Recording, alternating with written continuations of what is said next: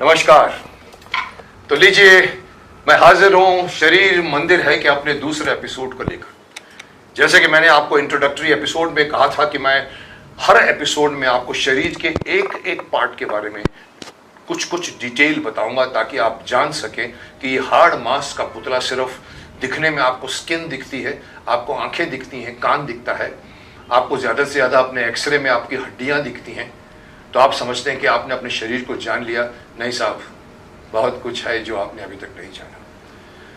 तो इस एपिसोड में, जैसे कि मैंने आपसे प्रॉमिस किया था कि मैं आपको शरीर के एक बहुत ही महत्वपूर्ण, I think it is just the beginning of the शरीर कहां से बनना शुरू करता है, जिसको हम टेक्निकल वर्ड में कहते हैं उसकी इकाई, यूनिट।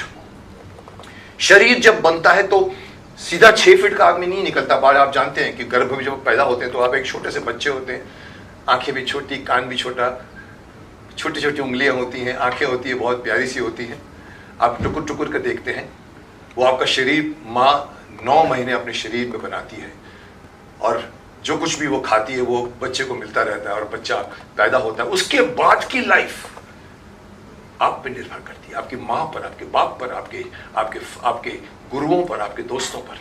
तो इसीलिए मैं स्टार्ट करना चाहता हूं उस एक यूनिट से जिसको हम कोशिका कहते हैं हिंदी में।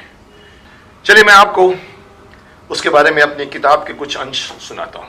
तो आइए, सबसे पहले मैं आपको रोमांचकारी इंजीनियरिंग के अद्भुत स्वरूप, अनोखे करतबों से भरी इस मशीन जिसे हम अपना शरीर कहते हैं और जिसके साथ हम अक्सर चलता है का एक मानसिकता से पेश आते हैं, इस ईश्वरीय सौगात के चंद विस्मयकारी तथ्यों से वाकिफ कराता हूं, आपको रूबरू करवाता हूं। इन्हें जानिए और चकित होते जाइए।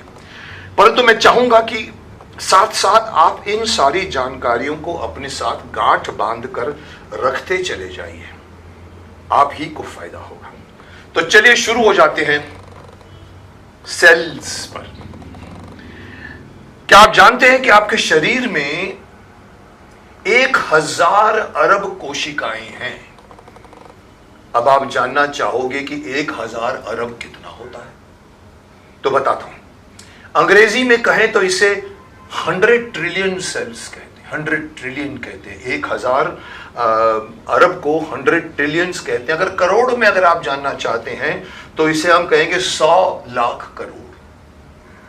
आजकल तो मोदी जी की सरकार भी 20 लाख हजार करोड़ या 20 लाख करोड़ आजकल तो अनुदान देती रहती है, तो आपने ये वर्ड तो सुने होंगे। तो हमारे शरीर में 100 लाख करोड़ कोशिकाएं हैं।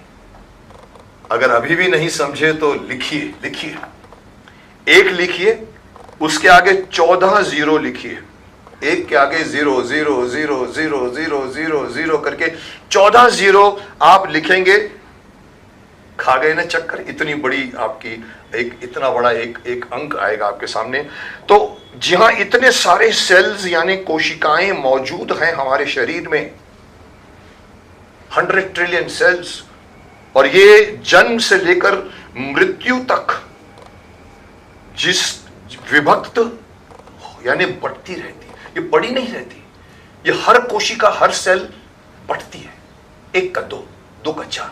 तो ये हर मोमेंट में जन्म से लेकर मृत्यु तक विभक्त यानी बढ़ते रहते हैं, या यूं कहो 2 दूना 4 होते रहते हैं, बढ़ते रहते हैं। क्या तरह के प्रोटीन बनाते हैं जिन्हें हम अपने अंग कहते हैं।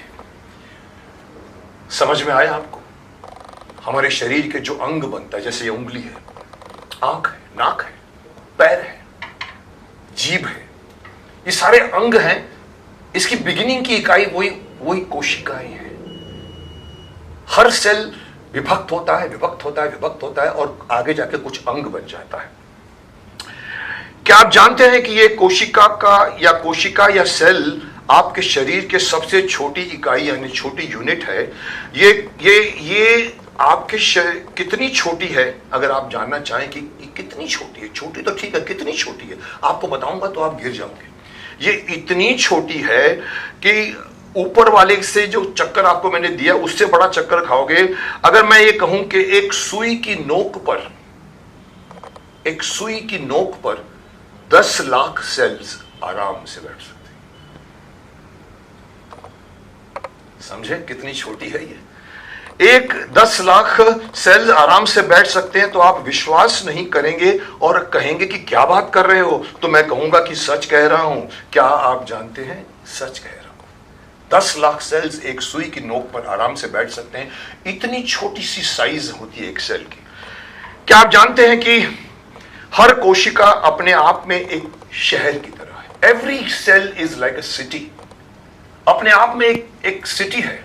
मुंबई सिटी, दिल्ली सिटी जैसे सिटी होती है। एक सेल अपने आप में एक शहर की तरह है। शहर का क्या होता है ना? शहर क्या होता है? शहर का अपना मालवाहक तंत्र यानी कि ट्रांसपोर्ट सिस्टम होता है, जैसे कि ट्रक, बस या ट्रेन आदि आदि होते हैं। उसी तरह से कोशिका का भी अपना एक माल ढोने का यंत्र होता है, जिसे अंग्रेजी में हम ट्रांसपोर्टेशन सिस्टम कहते हैं।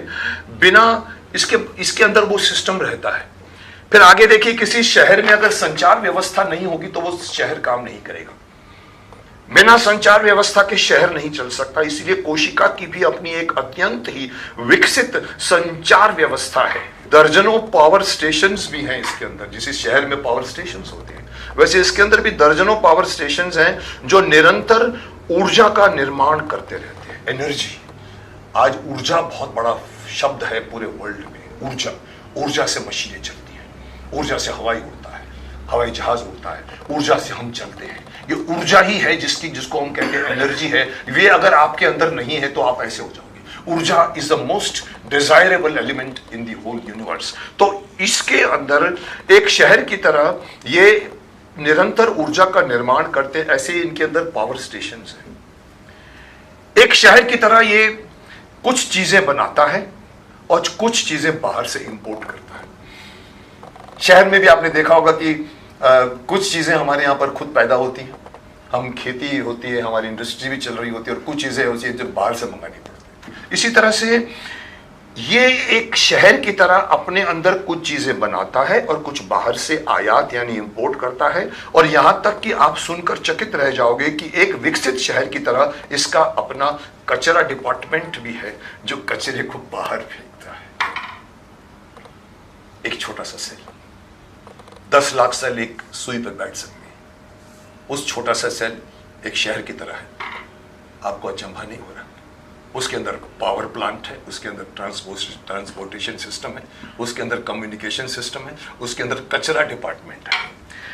आगे बढ़ते हैं। क्या आप जानते हैं कि इस हर कोशिका की अपनी अपनी सरकार होती है? अब देखो, हम धीरे धीरे महाराष्ट्र में उद्धव ठाकरे की सरकार है, तो दिल्ली में केजरीवाल की सरकार है, तो बंगाल में ममता बनर्जी की अपनी सरकार है, हमारे पूरे देश में मोदी जी की सरकार है। तो इसी तरह से हर कोशिका की अपनी अपनी सरकार है, जो बहुत ही कड़क तानाशाही सरकार की तरह अपना काम करती है। डेमोक्रेटिक सिस्टम नहीं है वहां पर कड़क तानाशाही है, डिक्टेटरशिप है वहां पर। अनबोधित तत्वों को अंदर आना सख्त मना है। उनके पास लिखा रहता है कि किसको अंदर आना है, किसको अंदर नहीं आना। तो जो नई चीज, अनवांछित चीजें होती है, जिसको अंदर आना सख्त मना होता है। दिन रात इस मामले में मुस्तैदी से चौकसी चलती रहती है। कोई आ गया तो उसकी जम के धुलाई होती है। Can you imagine?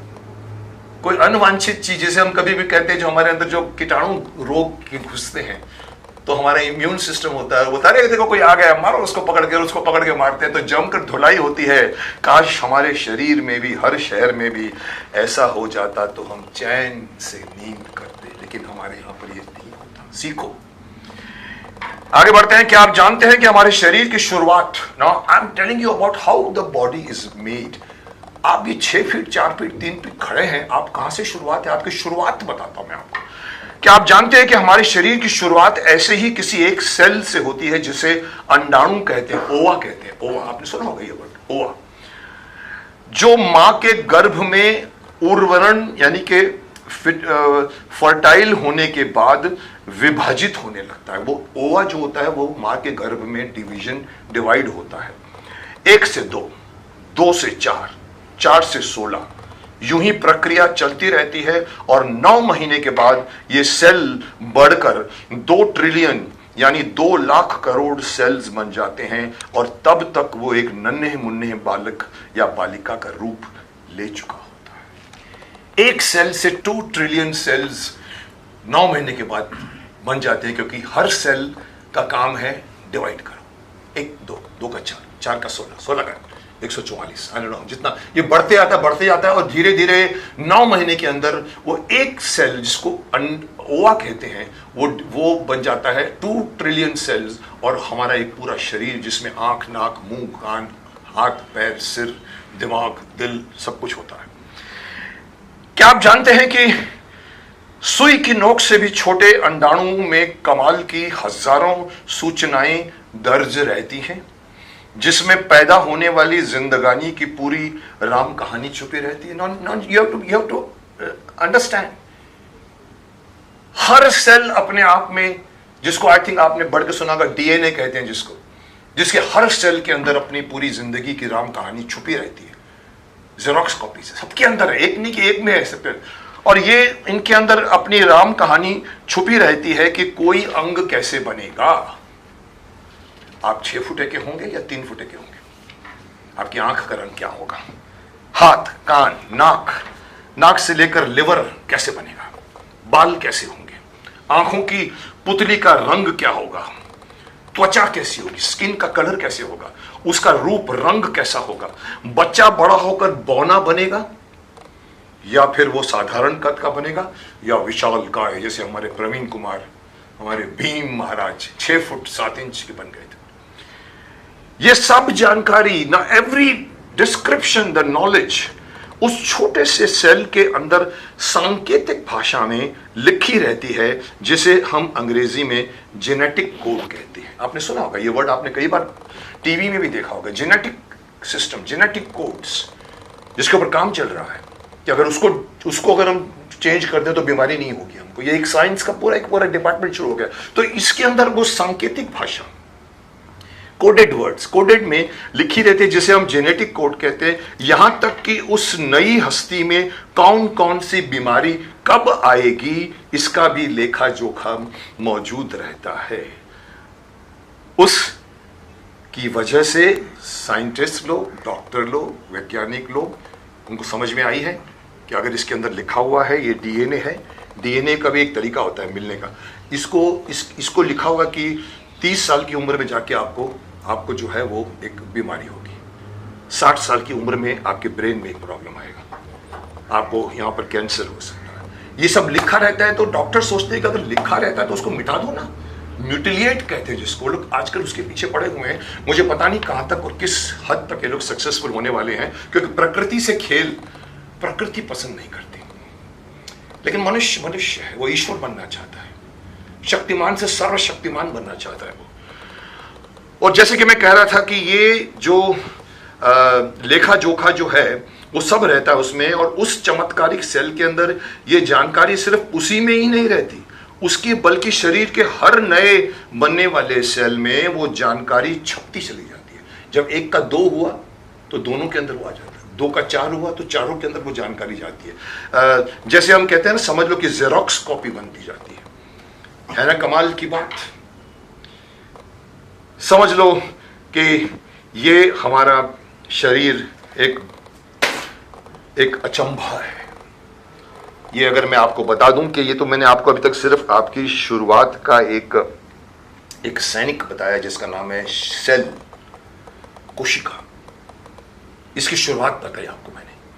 आपको ये सब सुनकर एक अचंभा होना चाहिए, बट सिर्फ अचंभा उस तरह से मत होइए जिस तरह हम टीवी में देखते हैं, और कभी कभी हम बीबीसी देखते हैं, CNN देखते हैं, अरे मैंने आज ये देखा, अरे मैंने आज वो देखा, उसके बाद एक नई चीज़ आती है, फिर उसमें घुस जाते हैं, इसको भूल जाते हैं। ये चीज़ मैं आपको जो बता रहा हूँ, इसको गांठ बांध के रखिए। ये सारी, इस किताब के पीछे भी मेरा यही मकसद था कि मैं बच्चे को ये बताना चाहता हूं, जो गांव में रहने वाला बच्चा है, उसको कुछ नहीं पता होता, इसलिए छोटी सी उम्र में वो सिगरेट पीना शुरू करता है, बीड़ी पीना शुरू करता है, गुटखा लेना शुरू करता है, ताड़ी मार लेता है, शराब पी लेता है। उसको जब ये पता चलेगा कि मैं क्या कर रहा हूं, जैसे कि मैंने पिछले एपिसोड में कहा, वो अपने खिलौने को संभालता है, शरीर को नहीं संभालता। तो मैं ये आपको पहला अचंभा दे रहा हूं कि हर सेल हमारे 100 ट्रिलियन सेल्स जो हमारे अंदर हैं, हर सेल अपने आप में एक शहर की तरह है। उसके अंदर ट्रांसपोर्टेशन सिस्टम है, उसके अंदर कम्युनिकेशन सिस्टम है, उसके अंदर लड़ाकू सिस्टम है, उसके अंदर क्या क्या नहीं है, अपनी जानकारी है, क्या बनना है क्या नहीं बनना है, उस ऊपर वाले ने कैसे बनाया होगा और इस शरीर में कैसे डाला होगा, उसके ऊपर अगर आप अचंभित होना शुरू करोगे तो अपने इस मशीन की, शरीर की कदर करना शुरू करोगे जो आपके फायदे में होगा। इसलिए सुनते रहिए मेरे इस एपिसोड्स को, जिसमें मैं धीरे धीरे आपको अपने शरीर के अंदर की थोड़ी थोड़ी डिटेल्स बताऊंगा। डॉक्टर नहीं बनाऊंगा आपको, लेकिन इतना मजबूत बनाऊंगा कि डॉक्टर को आप हेल्प करें कि वो आपकी हेल्प करे। ये एपिसोड मैं यही खत्म करता हूं। मिलते हैं अपने अगले एपिसोड में एक और शरीर के अंग को लेकर। बाय।